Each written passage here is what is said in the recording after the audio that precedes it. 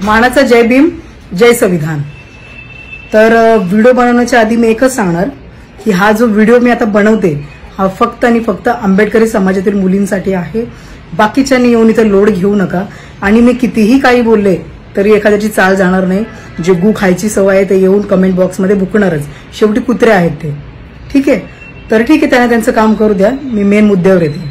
तर व्हिडिओ बनवण्याचं कारण आहे आंबेडकरी समाजातील मुलींचा जो उपास तापास ते करतात, बिना चप्पलच्या ते राहतात, त्यांच्यासाठी हा व्हिडिओ आहे।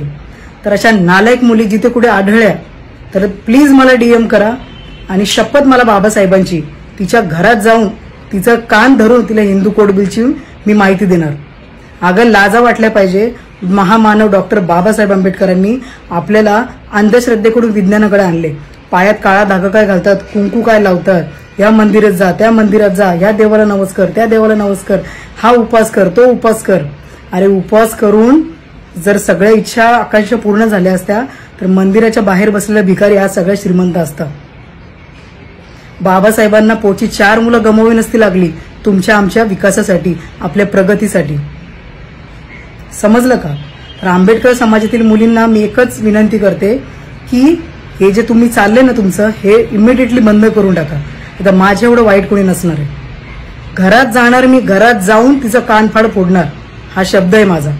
मग केस तर केस काय करणार आहे, करून करून माझ्यावर केस करणार आहे, मला फाशी तर नाही होणार आहे, पण समाजातली ही घाण मी पहिले काढून टाकणार आहे। पायात काळा धागा काय घालतात, अनवाणी चप्पलनी का राहतात, लाजा वाटत नाही तुम्हाला? अरे पायात काळा धागा घालतात, विचारलं तर बोलतात का घातलं, तर बोलतात आम्हाला नजर लागते म्हणून पायात काळा धागा घालतो। अरे नीच मुलींनो, गू खाऊन पैदा झालेत का तुम्ही? अरे आपली नजर बाबासाहेबांनी 1956लाच काढली होती आणि अंधश्रद्धेकडून विज्ञानाकडे नेलं होतं आपल्याला। समजलं का? जरा बाबासाहेबांच्या उपकाराची जाण ठेवा। आता दिवाळी येते, दिवाळीला साड्या वगैरे घालणार, मेकअप वगैरे करणार, दिवा घेणार आणि बाबासाहेबांच्या चरणापुढे ठेवणार की पहिला दिवा या महामानवाला ज्याने आमच्या आयुष्याचं सोनं केलंय, आमच्या आयुष्यामध्ये प्रकाश आणलाय। का वर्षाच्या 365 दिवस तुम्ही दिवा का लावू शकत नाही बाबासाहेबांना? अभिवादन करण्यासाठी तुम्हाला 14 एप्रिलच का लागते, 6 डिसेंबरच का लागतो तुम्हाला, 1 जानेवारीच का लागते तुम्हाला? इतर दिवशी तुम्ही बाबासाहेबांना अभिवादन नाही करू शकत? आता कमेंट बॉक्समध्ये येणार आणि बोलणार नाही ताई तुले भारी बोलली, एकदम माझ्या मनातलं बोललीस तू। फक्त आणि फक्त 10% मुली, माझ्या जेवढा मी सर्वे केलाय त्यानुसार फक्त आणि फक्त 10% मुली ह्या समाज प्रबोधन करतात, बाबासाहेबांच्या विचारावर चालतात।